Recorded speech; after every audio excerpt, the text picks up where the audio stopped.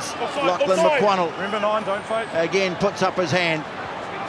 Forbes onto the left foot charge, picked up by the Crusaders. Oh, Mua's got it, and they're not done with. Although that has yet. There is a possibility it's been knocked out by Caleb Clark. That it hasn't been lost. I think there's clear air there. What a save. Line out has been their Achilles heel tonight. And another one sails over the back. That one intentionally, though. And Fletcher Anderson, who's on the field in 19. Talia, he was almost away. He almost put a cherry on top. Well, it's only been a few weeks since I made a video about, what's about the Crusaders, or rather what's gone wrong with the Crusaders in the 2024 Super Rugby season. But yeah, look, I guess I'm a Highlanders fan, and I guess everyone is sort of jumping on the bandwagon. I mean, beating up the Crusaders while they're down. I guess there's sort of that tall poppy syndrome, envy. Crusaders, of course, by far the most successful team in Super Rugby history and in New Zealand. So everyone wants to beat up on them when they're down. I know that, not just, being a Patriots fan as well. I know what it's like to be being hit and down. So yeah, but I guess, so I'm just going to jump on the bandwagon, 0-5. Could very well be 0-6 when they host the Chiefs. But yeah, look, obviously, I think, things, I guess, look, it's clearly things haven't, it has been a dire start to the season. 0-5, one of the worst starts by any Super Rugby team in history. Certainly the worst that the Crusaders have ever done, and I guess you think, I think you got to go back as far back as 1996 or 2001 when the Crusaders were just, this bad. And I guess the stats don't lie as well, and I guess we're just looking at I think if you're looking at all the games, particularly that the Blues game on Saturday night, it is it's pretty much been an issue of not being able to score enough points or tries. Look, I guess if you look at the team stats, I think if you look at metrics, the sort of metrics like tries or clean break, those are sort of attacking things. The Crusaders, they've only scored 10 tries. I mean, the top try scorers are the Reds with 27 and the Hurricanes on 26.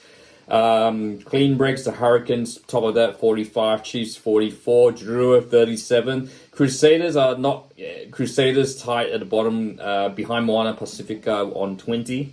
They are tied with the Highlanders. I wonder if Highlanders Crusaders could very well potentially be a wooden spoon game. Probably not. I mean, I guess the Highlanders... But, that's just crazy to think. Carries, Blues top on 715. Crusaders bottom of that list. They're behind the Force on 480. Force at 481, yes. But and meters gain, Hurricanes have to lead the tip pool on 200,952. Crusaders are behind Moana Pacifica on 19. Crusaders have 1,714 meters. Jeez, that's horrendous. And I thought the Highlanders weren't that great, but they're a little bit better. 2,216, just ahead of the Waratahs and Moana Pacifica. Defenders beaten. Don't mind me reading off the. I guess these stats paint a very clear picture of what's going on with Crusaders. Hurricanes leading 172. Crusaders again bottom 84. Only the Force are behind the Force, I should say, and the Brumbies. That's interesting there. And Crusade, I guess there's a couple of positives. Crusaders sort of mid-table in terms of tackles won. It's 83.8%. Get lineups. But then you go back lineups, which have been a major issue this season. 71.6% won. That's the worst this season in Super Rugby. Offloads again, also second bottom on 24. Only the Force are worse on 20. But I guess, the other two, scrums have been good, and I guess the Crusaders have always been very strong with the scrums. Young Henry Bell's done alright, I guess. I guess that's sort of been one little positive, if anything. By the way, Drua leading 98% on scrums one, that's insane. And of course, Rucks, they're tight, top 97%. And those are two areas the Crusaders have always been strong. It's just when they've had when they've had the ball, it's just their inability to actually make anything something meaningful. And I guess look, they've as I mentioned, they've lost Will Jordan, Richie Mo'unga, they've lost Fergus Burke, who I think no offense to the young guys there, but as I said, I know their names, but it will come to me. But they just don't have experience. And I guess David Havili, I think, has kind of regressed a bit this year. I know he's just come back from injuries, but yeah, certainly not quite the player that he was. And I guess the other issue is Levi Omua. I guess perhaps we may understand now why New Zealand Super Rugby teams were a bit hesitant to take him on. I mean, he spent a lot of time on Pacifica, and for years we thought maybe why is he in the Big Five Super Rugby team of New Zealand? And I guess we kind of know why. Like he has physics size, but his vision and all that he just isn't as adept as with the offloads as past Crusaders backs have been. So yeah, I guess. I'm not really sure someone like Braylon Eno would make any difference. And of course, he would have been out for a very long time. So the other thing, of course, I guess Crusaders they've always been a good defensive side. But I guess it just kind of shows that the game has evolved so much. Look at the quality of the backs that the Hurricanes, Chiefs, the Blues have. It is a testament. It just kind of shows that I think perhaps maybe just illustrate what an incredible job Scott Robertson did, what a talent Richie Mo'unga is, what talent we all know what the talent Will Jordan is, and perhaps maybe Richie Mo'unga's contribution to New Zealand rugby were perhaps a bit underappreciated. We shall see. The other thing, of course, yellow cards, Crusaders. That's they lead on 5. So. And I guess you're looking at player stats as well. If you look across the board, really, you'll be struggling to name a Crusaders player. And I guess, the one player you name is Sevu Reece, who by far is easily the best Crusaders outfield player across the park. He is literally playing out of his socks since coming back from that serious injury which ruled him out of the Rugby World Cup. So, but of course, he can't do it all himself, and I would not, no one's expecting to, and it is just alarming signs. They are, and I guess if you look at the draw, they've got the Chiefs this weekend. And then they've got. Then they head over to play the Waratahs again. So that'll be an interesting rematch.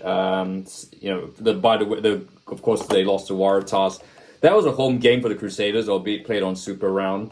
And then they've got a trip to the Force. Then they've got the Rebels, Reds. I mean, some are saying 5 wins could get you into the playoffs, and I think that's the fortunate thing about this comp. I guess if they get those wins against the I don't think they'll beat the Waratahs given the defense. They might get one against the Force Rebels. If they can't get wins against the Force Rebels, there's no way that they're gonna make the playoffs. Their last and the easiest game that they probably might have, a game that they might bet is Moana Pacifica, but I feel that's going to be their last game. By that stage, you'd think they would have played the Blues and the Brumbies before, and the Highlanders. Dunedin aren't back to Highlanders almost at the moment, given the way things are going. And Crusaders Moana Pacifica, that could very well be. It'll be interesting to see what happens there. Is that going to be Rob? I mean, depending on what that really things happen, could that be Rob Penny's last game? I mean, who knows? It is difficult to say. Look, Rob Penny has gotten a lot of grief, and of course he is the coach, and that is the one contrast. But I think as I said, there are a lot of elements of this Crusaders team that are certainly different. It is still essentially a young team. And there are still a lot of players still learning, and I think it sort of is a bit of a reminder of, I think back in 2001 they were sort of going through a bit of change, 1996 as well. But I guess we are living in quite interesting, certainly 23, 24. You're seeing the Patriots, you know, a juggernaut of a team that's, you know, been so good for so long. You've seen the Crusaders. You've seen, I mean, you got to, and then there's the Pittsburgh Penguins, the Pens, are just going through an absolutely dire period. And, you know, St. Louis Cardinals. It's crazy times that we live in. So, yeah. So, I guess, just obviously, this is clearly a plug to get more hits that, you know, taking advantage that the Crusaders being 0-5 and 0-6 could very well over the Easter weekend. This is just really a plug to take advantage of that, or they're looking a bit more at the stats. But yeah, can the Crusaders turn it around? Can they sneak into the playoffs? Or is it, you know, are the Crusaders, is this it for the Crusaders? Are we on this, is this going to be, and if it is really the end of this dominant period of dominance, is this a bit of a blip, or is it just really a matter of reconstruction there? I'd like to hear your thoughts. If you like this video, feel free to like, and don't forget to subscribe.